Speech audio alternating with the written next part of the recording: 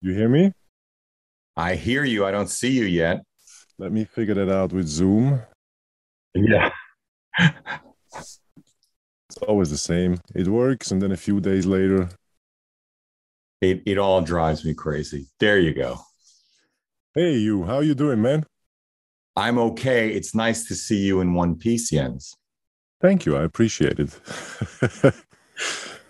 Thanks for coming on because, as you know, and we've spoken before about what photography is, and this notion that a photographer is merely a photographer as opposed to a human being really sticks in my craw. I want to use my channel for the totality of what I think photography is, and that is humanity. It's what ICP and Cornell Kappa coined as a phrase, concerned photography, but it goes way beyond that because Jens, you didn't go to Ukraine from the comfort of Switzerland just to take photographs, did you? No, we didn't. I mean, I have a long story with Ukraine. I used to live there. I have friends. I know the place. I know the culture, and yeah, I mean, since February, the whole world for my friends changed, and there are multiple levels to this. On one hand, I had to personally figure out how to be with them in a situation that I cannot directly support them. And out of this came that we started doing humanitarian work.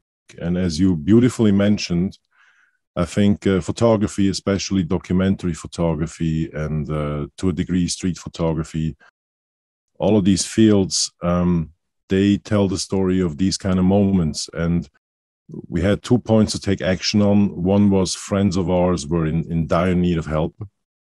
And on the other hand, we also want to show what is going on there. So these two things click together. And every time we drive into Ukraine, we bring humanitarian goods.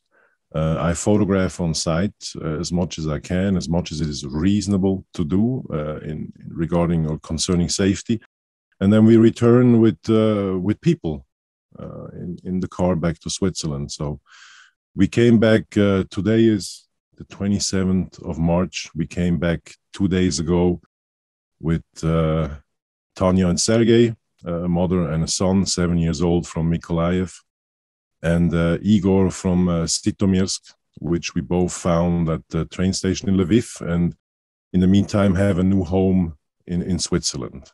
So yeah, we're going full circle on this. How many times have you made this journey now? How much time have you spent on the road? How many people have you brought across the border so far? It comes in different parts. I mean, my last 3 stays in Ukraine, the last one was last summer, where I visited Chernobyl. Things looked a little better at that point of time. And then in January and February, I went into the area of Donetsk, directly to the contact line with the separatist regions. And I was there January, February. I left a few days before the 24th of February, which was the outbreak of the active conflict, with some of the last flights probably available to regularly fly out of Ukraine. And once we were back, we decided to go back about 1.5 weeks ago, and we came back 2 days ago. So we spent 2.5, 3 days driving up through Germany, Poland. It takes a long time to cross the border into Ukraine. So we planned a half a day to a day for that. Then stayed 4.5 days in Lviv itself and returned for another 2 or 3 days. On the way there, we had a lot of medication, a lot of emergency kits for heavy injuries that we brought up. And as I mentioned before, on the way back, we brought 3 people back to Switzerland, which to us was not 100% satisfying. So we're currently working on bringing this operation to another level and hopefully be able to bring people, dozens of people, back into Switzerland on the next round. Well, I want to say two things. First of all, I want to know how we, myself included, but our audience can help uh, in the funding of those kinds of supplies, of those kinds of trips. But I also want to commend you for the three that you have already managed to get out. My background, to save one life, the philosophy goes, is to save the world. So I just, it's fantastic what you're doing. It's fantastic what you're doing. What and the fact that you're in Lviv, that you just came back from Lviv, and now the missiles are thudding there once again, just a few miles from the Polish border, is quite something. And of course, that you were at Chernobyl. Well, since your last visit, it's changed a little bit. It's been overrun by the Russians, who, as I read a couple of days ago, kept the Ukrainian staff on site 600 hours straight. Without a break at gunpoint. So really, really incredible. What was it like as you moved from border to border or across border again and again? What were the people like as you were coming into Ukraine, coming into Germany, coming into Poland? Well, it was actually, I mean, to start with the positive things, I believe politics, they need their time to take specific actions. And what really made us all who were in the car very happy is that in front of the Polish, or the border going from Poland into Ukraine, there were miles of cars, and there were two lanes. One lane is for official convoys, trucks, big trucks with stuff, and the other one is for private people.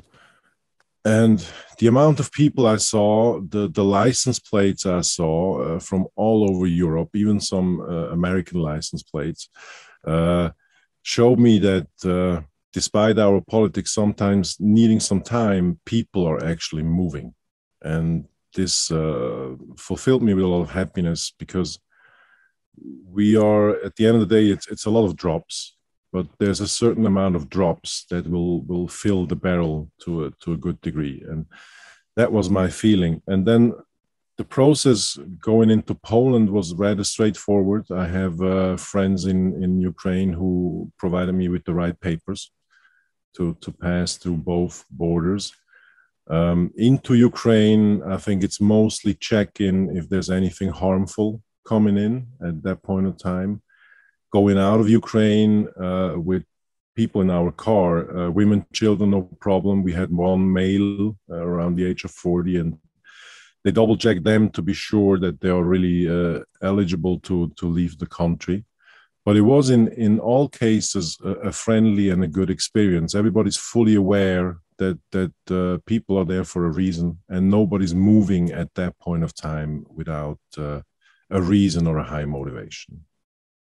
You say that there's a long story about your relationship to Ukraine. Do you want to share any of that with us? Sure. I mean, in 2011, 2012, before I became a photographer, when I thought corporate life was a good thing and I was wearing and getting promoted and earning a good amount of money and all these things, I used to work for the European Soccer Association. And we organized the European Soccer Championship in Ukraine. So I came into Ukraine as a typical Westerner, which, we have our views, we have our ways to go about things. And quickly I learned about Eastern culture and things that are important and that have roots there, and what kind of a pride exists in being from the East, equally as we have it from wherever we are from. Yeah, and I lived there. I mean, I had a team of people. I had people working for me, people I worked with them. It was a huge operation. We dealt with the government at that point of time, which was still Yanukovych. It was before Maidan, the root cause of, to a degree, of what we see today, or the primary spark. And yeah, had an apartment in Kiev, had a daily job, had friends, was living there, went back to Switzerland, and then regularly came back. Quite quickly, when Maidan happened, I went back into the country, and ever since then, every year I'm going back, seeing friends and visiting places. And since the camera came into play, of course, everything got another dimension that got blown out of dimension now a month ago. So I just basically follow a track I started, and yeah, today we're here. Why don't we pull up some photographs and you can take us through it?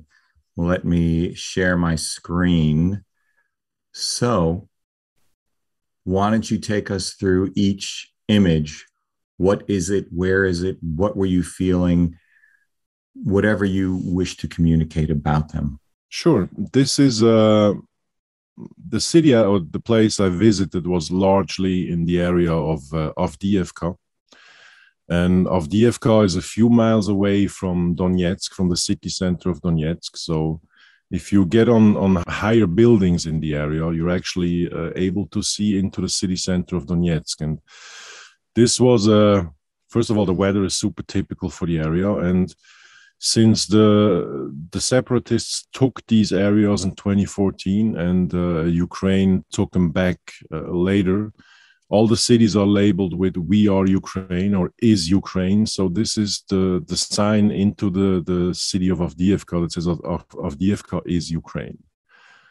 And yeah, we stopped at the side of the road. It was actually on the way out because I thought I need some context. I need a place, and also typical for how all the villages and cities in these areas are labeled when you drive in.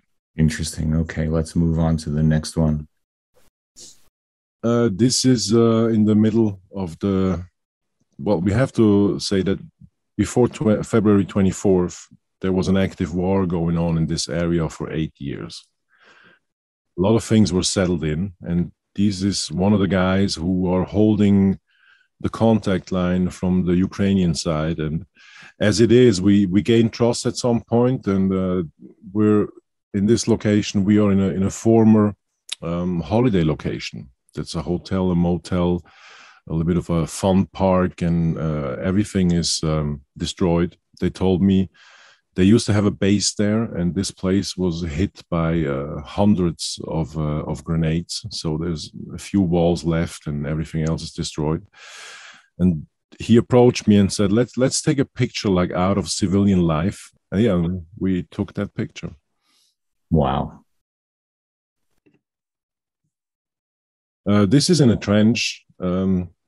As soon as you move up closer and closer, where you get into visual contact with the other side, a lot of times you run, you duck. I'm glad to have a helmet. Usually, I use the helmet not to bump my head into wood when you run there. But this is me running behind one of the soldiers through a trench on the contact line. How frightened were you at this particular moment? Or was it the case that you weren't frightened at all because you were just focused on doing what you needed to do? I can't say I was really frightened. There's a high level of caution, a high level of alert going on. Fear comes in when probably things are potentially too late. I usually mirror off the people around me. Like, I trust them that they're professionals, and I look at them. And if they get nervous, I get nervous.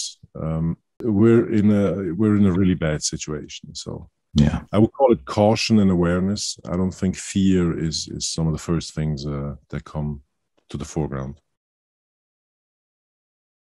This is a basement. If you look at the map, how this looks there, you have this last city of Avdiivka, and then within the active conflict zone, you have these former weekend homes of rich people from Donetsk, like you have in the east. People have a dacha. People have a weekend house where they go if they can afford it to get out of the city.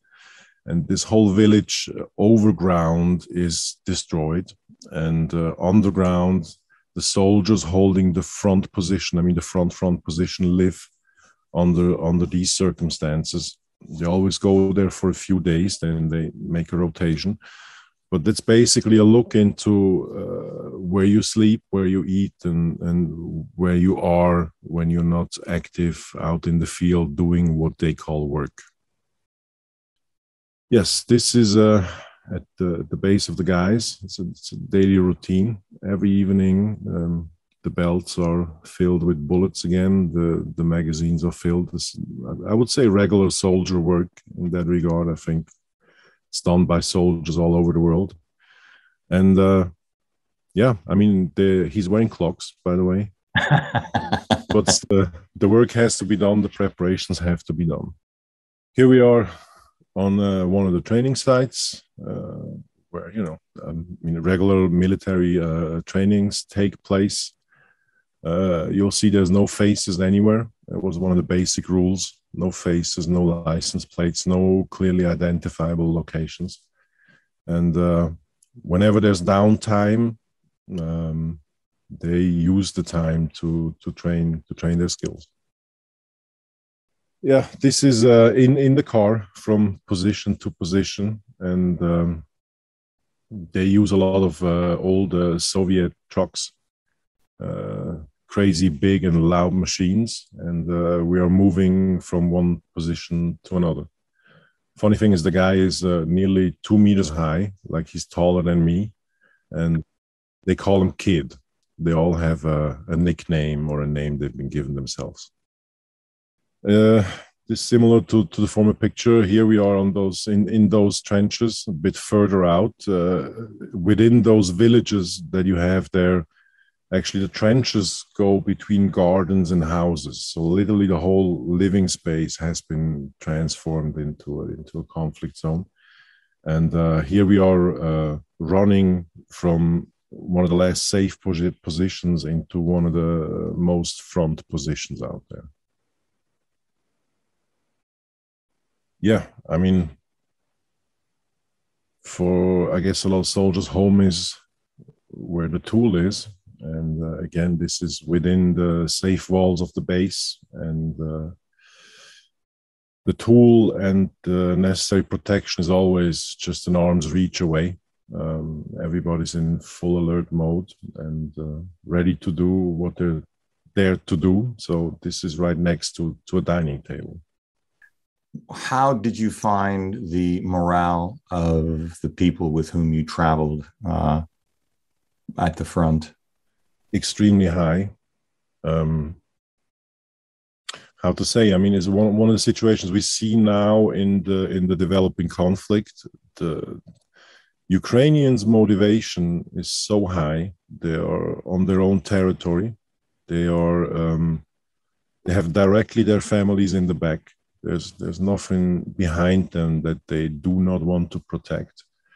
So the moral is extremely high, and I also saw that the willingness to not go back home under certain conditions is extremely high.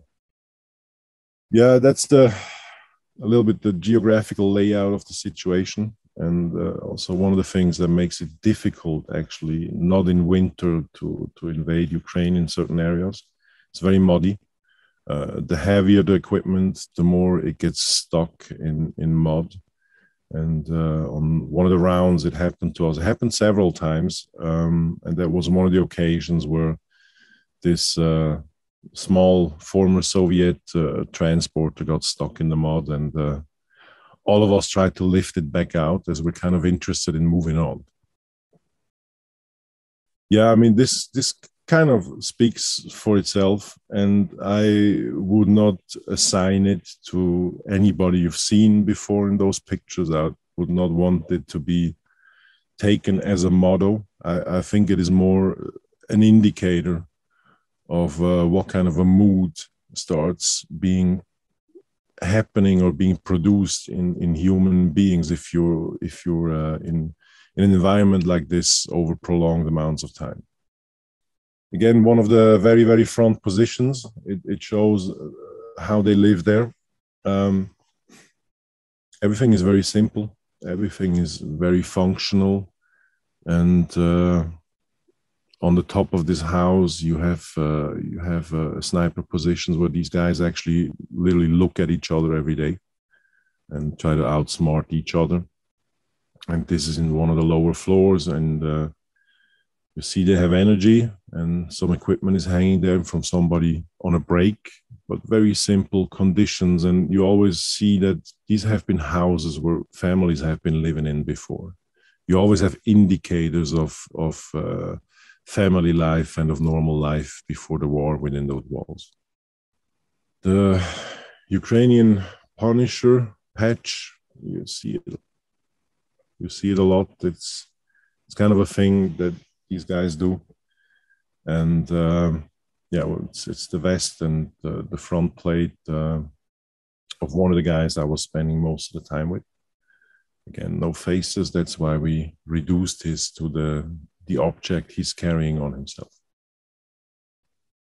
That's within the base. My bed is the left one. One of them was so kind to leave me his bed in the bigger room with 16 people in it. One of the guys was snoring so heavily. I regularly had to move out of the room. So at some point, one of the guys was like, "Okay, you can sleep here. That's my bed." And how to say? I mean, you see on the walls, these guys are not there because they embrace violence or any notion of that kind. They have kids, they have wives at home. Kids call. The guy living in the bed next to me on the right side, he video and FaceTimed every day as much as possible with his kids and his wife. And yeah, that's the living conditions. Some of the better ones globally seen on the whole group. And left and right, you see pictures that their children gave them to take with them. And you really also realize that nobody is really that keen to have this war. When we were on the training grounds, of course, you come into situations where you play with certain things. So I was holding something in my hand that was about to go, and I turn around and I see the 2-meter guy behind me hiding behind the rock, smiling at me, and I'm like, "Come on, like I'm not gonna drop that here." And he looks at me really like a kid. He's like, "Come on, I have 2 kids and a wife. I want to go home." So for me, this is super important to say that these are not Rambos, and they're there for a reason. And yeah, this is the living space they exist in. My grandfather came to the United States in 1914 at the age of 17. He'd actually come from Moldova in a little town called Yednitz or Yedinsky, which he left because he, as family lore has it, said, "I didn't want to be cannon fodder for the Tsar, and I didn't want to be cannon fodder for the Bolsheviks." And it really struck me how often that phrase, cannon fodder, shows up in these interviews when people are saying the same thing. They treat us like cannon fodder. There is no reason in the world for what's happening right now. There's no reason for women and children to die. There's no reason for whole cities being perished. There's just no reason for that. I've yet to find somebody who tells me why this is necessary and why it's happening to the extent that it's happening. There's no reason for me. No matter what you believe, there's no reason.